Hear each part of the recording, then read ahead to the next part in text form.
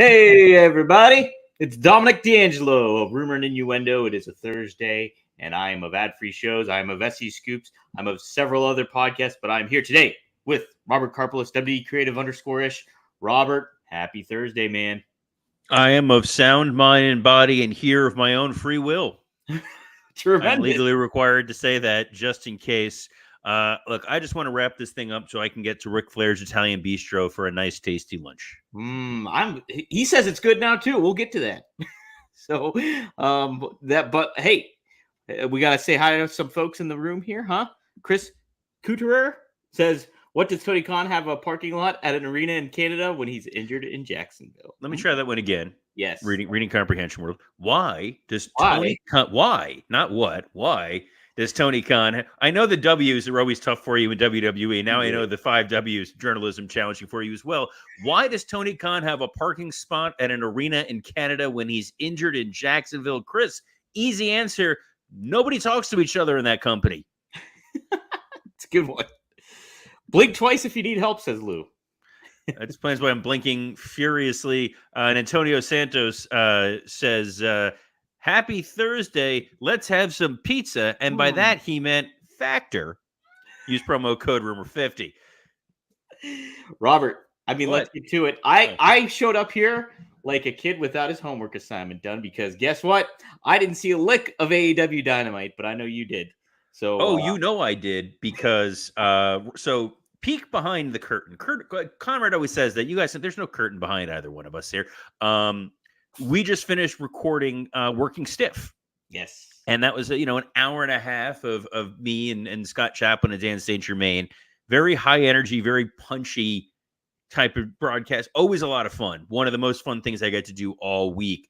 So we just came from that to shift to here where it's a little bit more serious, a little bit more nuanced than there. And also, unlike Dom with his foul language yesterday, trying not to curse after an hour and a half of body language, as the kids would say. But yeah, we're going to talk AEW Dynamite that I watched earnestly and in full and live for the first time in quite some time. Yeah, I was shocked by that. You were texting live as it was going on. I was like, wow. Again, usually I'm watching Dynamite on DVR like first thing in the morning because home with the wife and none of that. She had to take my daughter to an event last night. My daughter was doing a choir performance for charity thing. So she took her to that, and I was home watching my son. And I'm like, you know what? I'm home. I've got the TV. I'm going to watch Dynamite live. And boy, did I ever.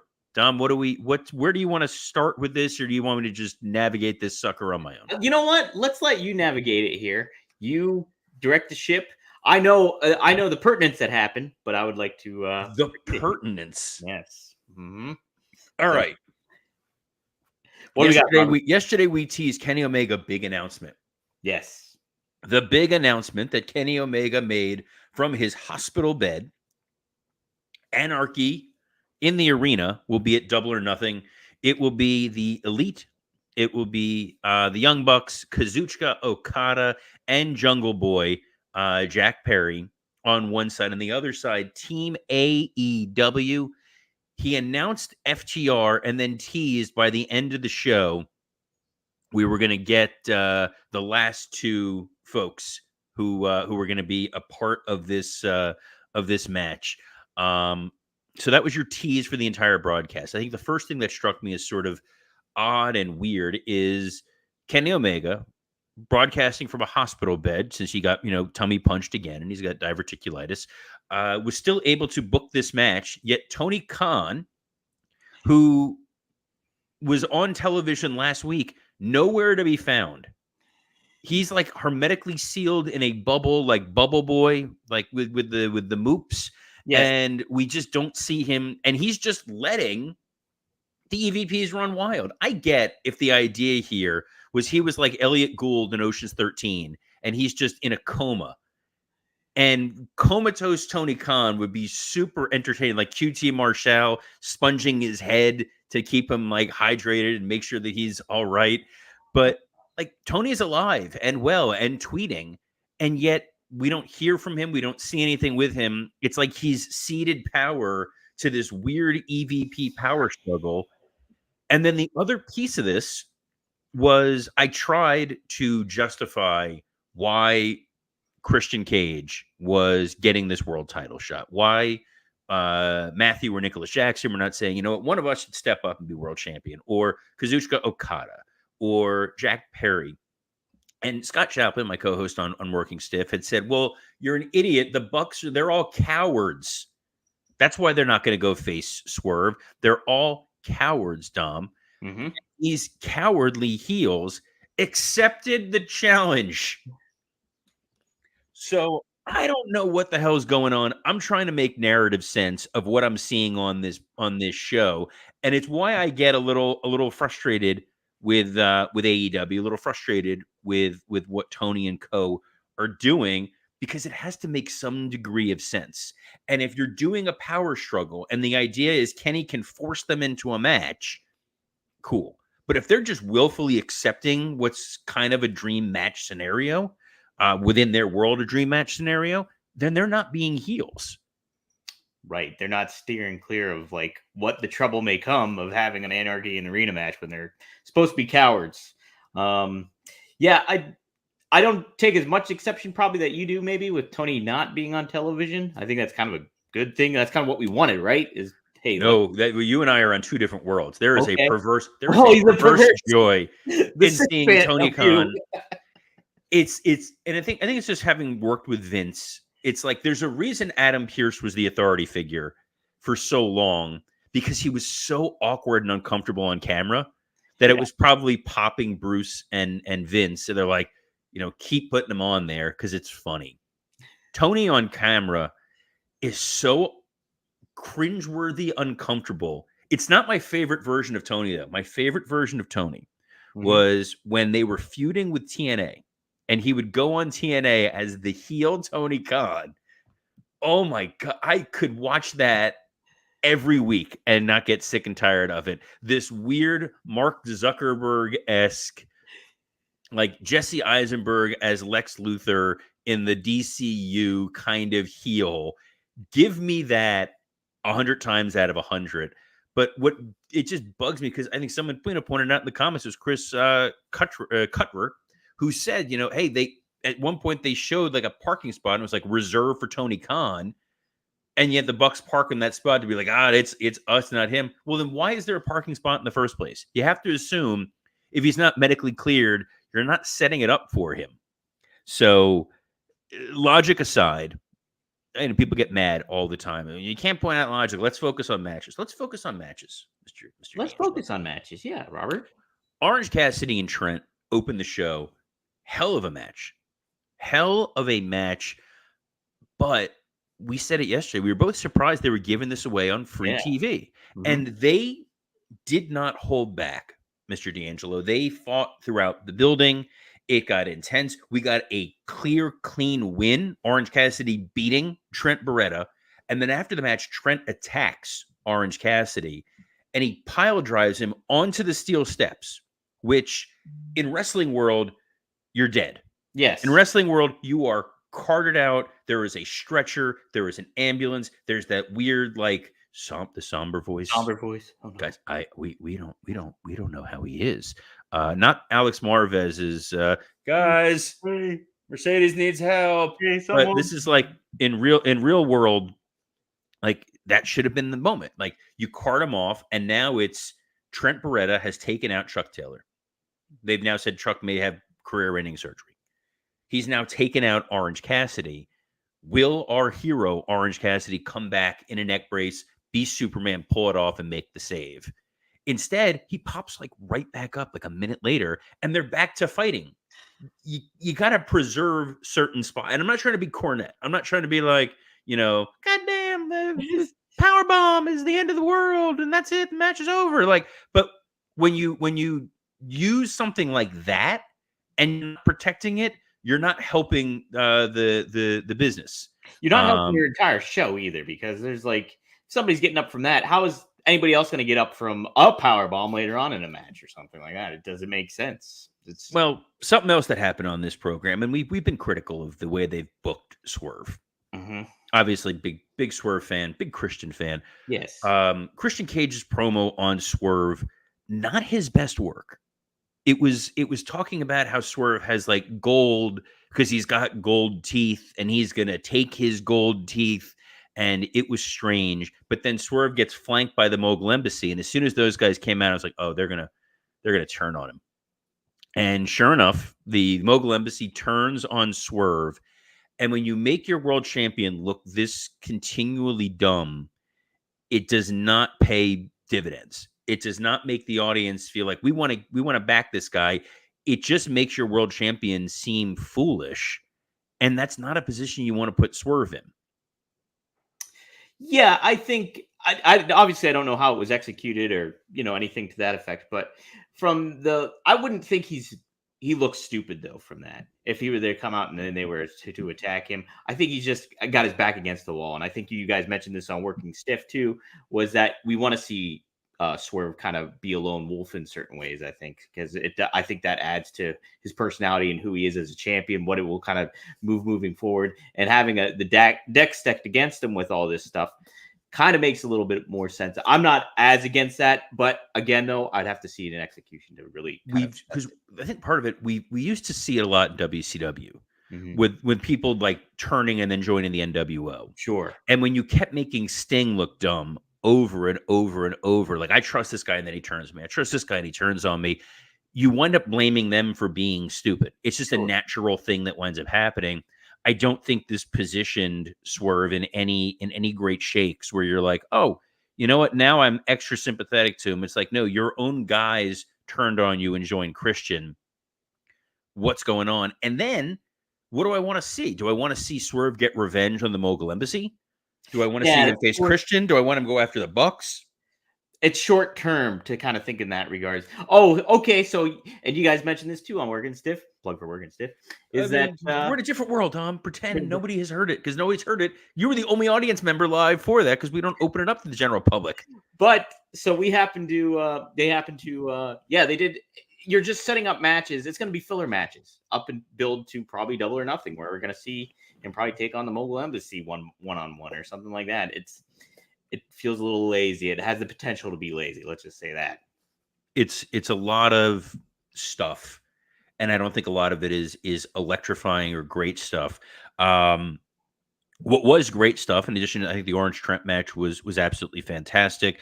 There was a match between Brody King and Adam Copeland that turned into a hardcore bloodbath. The match was a lot of fun. Seeing Copeland, dig deep and go to the extremes that he was willing to go for this story. I like it. I'm curious to see what the ultimate payoff is going to be. There was the reveal at the end of the show with the other two members of this team AEW. So one of them, clearly, Tony, every day noon Eastern, tuning in to Rumor and Innuendo while eating Factor. I hate you so much. Yes, while eating Factor, if he can lift the spoon with his neck or his fork, or maybe they have something for like neck injured people. The smoothies you could probably have just with a straw, and those are damn good. This is even like the non-factor plug. It's just kind of weaving through. It's very, very tasty. There's little green juice thing. I love those things. Anyway, we said yesterday Eddie Kingston should be the guy defending AEW. And you know who showed up, Tom? Eddie Kingston. Mm-hmm. No backstory, because clearly they assume that our show is part of continuity. So my booking of yesterday, they're like, oh, that makes sense. And Tony's like, put it on there. The other person they revealed, the fourth man, is Bryan Danielson. Yeah. I don't understand anything to do with that move other than the fact that they just wanted to put together a cool match. Danielson, the last time we saw him, he was injured during that Will Ospreay match. Mm-hmm. Yes. He was carted out. What's the future of Danielson? A lot of questions, a lot of uncomfortable moments. And it was storyline. It was storytelling moments with Ospreay second guessing whether or not he's going to use that one particular Tiger Driver anymore. And then Don saying, you have to keep using this. You need to be cutthroat and vicious. So you're thinking, okay, when Bryan comes back, it's going to be him talking about the neck injury. It's going to be him talking about what happened to his head, what happened during that Ospreay match, and whether that is him telling Ospreay, like, look, you got to get away from the Don Callis family. You're better than this. Or him saying, I would have done the same thing. Killer instinct. Let's go again. It all goes out the window. It doesn't matter. It's now he's part of this feud. Right. We don't know why. Yeah. What's the point of that? He's also with his own stable. I don't know if you're aware of this. There's a group called the Blackpool Combat Club. That with the IWGP World Champion, the most important belt in all elite wrestling, Mr. John Moxley, like him and Claudio, it was such a weird fourth. But on the other hand, in Tony world, continuity is not as important as what's the coolest match that we can set up, and it's all right. Let's put Bryan Danielson in there because that match at Double or Nothing is gonna be a great match. Yeah. You're going to have Danielson in there with Okada. He's going to mix it up with the Young Bucks. He's going to mix it up with Jack Perry. The match will be fantastic on paper, and it's kind of like shame on you for trying to pay attention to the continuity of AEW because they are a company that is built entirely on delivering the big pay-per-views, delivering those big moments, and that's what people remember, guys. They remember the big moments, and if you want your partner to remember the big explosive moments, then can we talk to you about Blue Chew? This episode is sponsored by Blue Chew. Let's talk about sex. Guys, remember the days when you were always ready to go? Now you can increase your performance and get that extra confidence in bed. Visit BlueChew.com. Blue Chew is a unique online service that delivers the same active ingredients as Viagra, Cialis, and Levitra, but in chewable tablets and at a fraction of the cost. You can take them anytime, day or night, so you can plan ahead or be ready whenever an opportunity arises. The process is simple. Sign up at BlueChew.com, consult with one of their licensed medical providers, and once you're approved, Dom, you'll receive your prescription within days. The best part, it's all done online. No visits to the doctor's office, no awkward conversations, and no waiting in line at the pharmacy. I know some of you guys think that my takes on AEW are a little stiff, but you're going to be more than a little stiff because Blue Chew wants to help you have better sex. Discover your options at BlueChew.com. Chew it and do it. And we've got a special deal for our listeners. Try Blue Chew free when you use our promo code RUMOR at checkout. Just pay $5 shipping. That's BlueChew.com, promo code RUMOR to receive your first month free. Visit BlueChew.com for more details and important safety information. And we thank Blue Chew for sponsoring this episode of Rumor and Innuendo. Yes, thank you, Blue Chew. Robert, what? You think Chris Jericho? I thought we were done with AEW. You asked me what song, but I skipped it. I skipped Jericho. We got a little bit more. I pruned the learning tree. Well, I heard some positive things about this relationship. What they kind of did with Jericho and Big Bill. What did you think? No, hold on, guys. I just want to clarify. I want to clarify here. Rumor and Innuendo, Robert. Rumor and Innuendo is, again, from the other show that we recorded, Dan was like, I kind of like this one joke that Jericho had. No, you're being lured in. Like the white van with candy and puppies. It was Jericho made a reference to how his cage side seat rating for one of his matches was the highest of the week last week. That's great. It's great because it's nonsense, and it's like that. All right, so it's like, all right, I guess we forgive you now. It's wonderful. What I don't understand is Chris Jericho and Matt Jackson are literally playing the exact same character. The disingenuous, fake, like, hey, buddy, go have a great match. Hey, I want to see you improve in your career. Like, they're not even talking to one another. This is like having two different clown gimmicks on the same show, and then them being like, oh, well, Doink was on earlier, but here comes, Dink. But they're unrelated, totally separate segments. Doink and Dink don't even know about one another. It's goofy. It's weird. It's AEW. And some people like the car crash element of what they're doing. Matches were fine. It's just you sometimes try to apply sense to an illogical situation, which is pretty much the tagline for Rumor and Innuendo. It is. I tell you, I think you sold me on that segment. Oh, sorry. There was a comment here from Ken who said, Danielson has backstage authority, Robert. Don't be such a loser. This ruled. Sorry, Scott Chaplin just took over my keyboard. So Bryan Danielson's backstage authority is real life authority, not kayfabe TV authority. And Bryan Danielson's authority does not usurp EVP authority. I made it work in continuity. Take that, Wow. Ken. Thank you for listening. Wow. How about that? Yeah. Oh, I can defend any of this stuff. Let's see I if almost said it. I held back. let's see if you can defend this. WWE and Saudi Arabia are enhancing their deal. My God. According to ESPN, I'm not going to try to pronounce that person's name, but said, Thank you. We don't need to get letters. Yes, said an enhancement to Saudi Arabia's existing agreement with WWE will be announced later this month. Specifically, this person's name is looking to bring January's annual Royal Rumble. By the way, it's Alal Sheikh. Oh, is that what it is? Alal Yes. Sheikh? If you see those shapes, I would have definitely pronounced the H at the end. Those shapes you're seeing are letters, Alaska? and they represent noises. And when you merge them together, you make words. This is tough for a pro wrestling journalist, just so you know. I'm not making any jokes about pro wrestling journalists. They're the finest. I'll blame it just on Pittsburghians. We're joking. Which, by the way, shout out to Troy Beck, who said, "Let's go Pens, Dom. Stop by my restaurant, Given to Fly, 2 blocks up from PNC Park." I heard good things. I don't know what that place is, but now I'm going to have to look this joint up. But it's not in Saudi Arabia. And they're looking to bring January's annual awkward. Well, no, you're right. Given to Fly is definitely not in Saudi Arabia. They're looking, though, to bring Royal Rumble or WrestleMania to Saudi Arabia. And the person said, Alakish said, we will do big things with the UFC and TKO.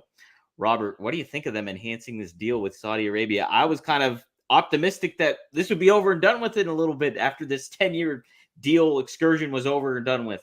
But they make money. So it's not going away. They make way too much money. The amount of money they make off a single show is so incalculably astronomical. I mean, it's calculable. They count the number, but it's like the ROI on it is over the top insane. Yeah. So they're going to do stuff. I don't think they're going to give them one of the big 4. I know that the Saudi government is pushing for it. Nick Khan came out before and said the big 4, so Rumble, SummerSlam, Survivor Series, and WrestleMania, are going to stay within the confines of the U.S. For the time being. They're not going to do something in UK or whatever.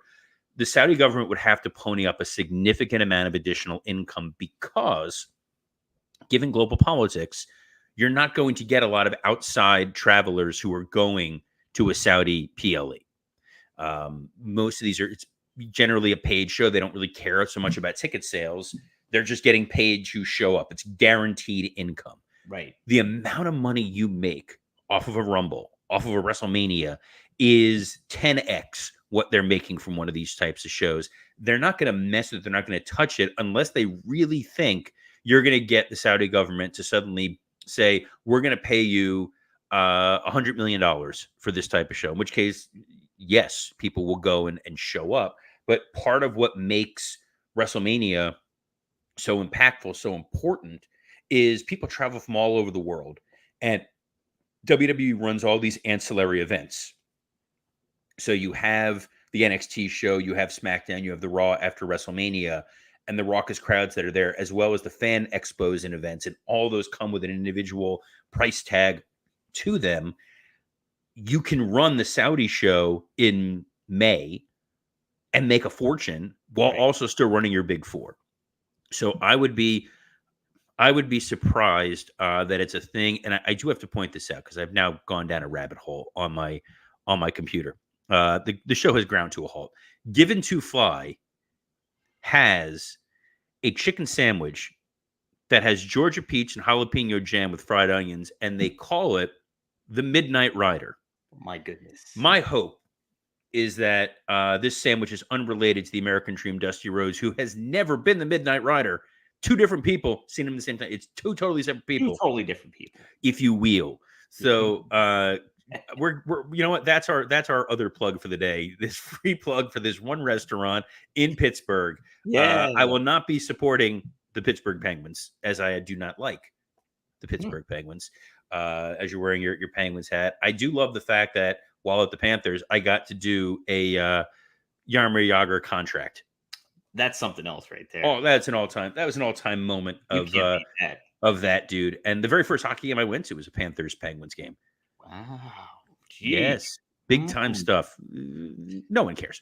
What they care about is our it's a wrestling program. No one cares about hockey. I genuinely angry at the Panthers for making it to this round of the playoffs because the Offspring are playing down here tonight. And my buddy, who happens to be the radio play-by-play guy for the Panthers, was going to go with me. He can't because he's got to fly out to Boston for their next game. So I'll be missing the Offspring concert tonight. Robert, are you meaning to tell me that they're keeping you separated? Yes. I hate you so very. You know what? I don't hate you. In fact, I'm gonna apologize to Dom for all the mean things I said because I'm learning from the legend, the man of nothing but respect and dignity, Mr. Ric Flair. Yes, see, there it is. I knew you were going to get. Eventually, you were going to see where we were going. He apologized for some of for his actions at the Paisanos, the Stonefire Grilled Pizza. Stop plugging this restaurant. Flair just admitted on the MJ Morning Show on Q105 that it just escalated, and I was wrong for getting mad, but I kind of felt like I was defending my position. He also reconsidered his initial negative review of the restaurant, acknowledging that he enjoyed his time and meal there before the conflict arose. He also spent $1,500 and took photos with fans. So, Robert, a little bit of forgiveness goes a long way, right? Right. I was looking up the MJ Morning Show on Q105 because I thought maybe it was like a QAnon radio show. It's close because it's in Tampa Bay. We're hosted by MJ, Fester, Froggy, and Roxanne. What a look! If you're going to get your news, guys, there's only one place to go, and that's Q105 with Fester and Froggy. And yes, to hear the Ric Flair apology. I think what happened is Ric Flair watched that video and he thought before all this public support was going to be entirely in his favor. These people, he went in there, he was friendly, he was nice, he signed autographs, took pictures, and then these people have the temerity to kick him out when he points out their own wrongdoing. And then he watched the video and it was like, oh boy, not a great look for me. Maybe I should maybe I should beg off a little bit and apologize. And he made the right decision here. He kept saying, I'm going to threaten legal action. I'm like, Rick, don't do this. And I'm sure people within his inner circle, within his family, were telling him the exact same thing of, Rick, please, for the love of God, just let this thing go. And no mention. I didn't notice last night a mention of Woo Energy. Now that I think of it. Oh, seriously? No sponsorship popping up. May have been there and I just didn't catch it. But yeah, I didn't notice. Or maybe it's not allowed across the border into Canada. Could be it. That could be it. They got very strict standards there. But I have very strict standards in how I spend my time outside of this show. And I only listen to the top podcasts produced by one Dominic D'Angelo. So Dom, where else can I find you? Yeah, you can find me on two different shows on rvdtv.com. We got One of a Kind with RVD as we cover his early wrestling fandom, but we also talk about Kevin Owens wanting to have a match with him still, which is still up in the air. Rob is not ruling that out. So go and listen to that, but also go and listen to Right Down the Middle with Bill Alfonso, Fonzie Daddy. It's every Tuesday we're going to drop it. Every other Tuesday. It's a bi-weekly show, so be sure to check that out. Go to rvdtv.com, hit subscribe, hit like, comment, tell us what you want to hear from us. And then on top of it, go to fourhorsemannetwork.com for Straight Talk with the Boss, Magnum TA, and Greg Gagne. We cover some good ground. Who ended WCW? Who was the culprit? Greg has an opinion. Magnum has an opinion. Very fascinating discussion. So check that out on fourhorsemannetwork.com. Robert, like we said, we just recorded Working Stiff. We got some good stuff this week happening down there. Big stuff happening. Yeah, Working Stiff, really fun show this week. It'll be dropping, depending on when our producer actually gets it up there. Let's hope by tomorrow morning. Fingers crossed. But well worth going to check out. It's well worth coming to check this show out every Monday through Friday at noon Eastern. We have a hell of a time here on Rumor and Innuendo. You can catch us on a variety of X accounts, WWE Creative _ISH, Dominic D'Angelo, SE Scoops, Podcast Heat. Podcast Heat is who makes this show possible, as well as on YouTube ad-free shows from Rumor and Innuendo. And if you like to consume this show in audio form, you can catch it every day. It's uploaded in the afternoon onto Spotify, iTunes, or wherever else you get your podcasts. So go and check it out. On behalf of the man that I have now spent the last 2.5 hours with, Dominic D'Angelo, I'm Robert Karpelis. Best of luck in your future endeavors. Robert, you're pretty fly for a white guy.